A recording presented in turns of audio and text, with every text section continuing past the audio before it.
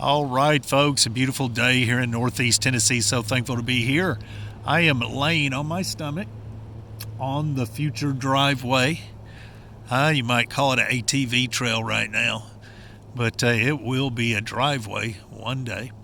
I'm laying on my stomach, folks. It is a wild edible weekend. It's actually going to be wild edible spring, summer, and fall, maybe even winter. I'm going to make a lot of wild edible videos over the next several months. And they are the least popular, folks. They're the least popular video that I make. And I hate it, but it is, folks, I like wild edibles, learning about wild edibles, foraging, hunting for wild edibles and medicinals. I like that more than anything, especially when my grandchildren are with me. But it is my favorite thing to do, and I love making videos about wild edibles. And you people don't like them. You don't like those videos. I don't understand why folks aren't more interested in wild edibles and wild medicinals. They're an absolute must to know, folks. This is how your ancestors lived, laying on their stomach making videos of wild edibles. No, your ancestors, folks, they survived on these things. They were an addition to the dinner table, and sometimes they were the only thing on the dinner table. Anyway, folks, you are looking at the trout lily. But before I get started, folks, I am not an expert. Don't claim to be one. This is just what I know, what I do. I encourage you to learn for yourself. And if you're not going to, before you stick anything in your mouth, consult with a local expert. This is the trout lily. Now, you can see why they call it the trout lily. It looks like a brook trout. And this plant is edible, from the top to the bottom. You can eat the flower, which we don't see here today. It won't come out for a while. But you can eat the flower. You can eat the leaves, and you can eat the corm. I ain't saying corn, C-O-R-N. It's an M, corm, or the root. You can eat the root. It is a delicious plant, the flower being somewhat sweet because of the nectar, the corm, or the root, tasting like cucumber, folks. Oh, yes.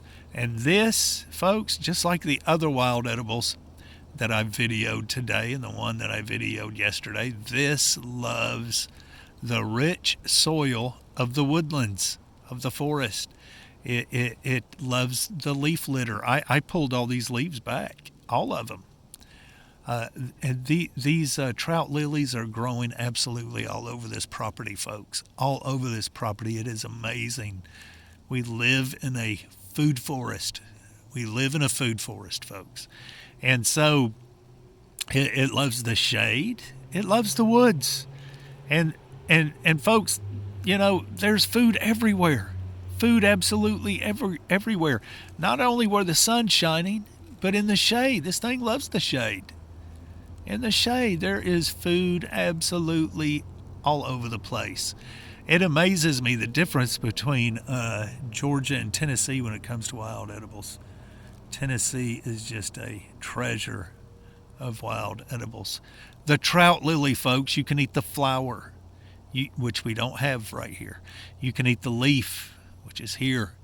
You can eat the root, the corm under the ground. Tastes like a cucumber. Yeah. Anyway, beautiful plant. Beautiful, beautiful plant. Folks, don't go sticking stuff in your mouth unless you know what it is. Don't stick. This is just what I do and what I know.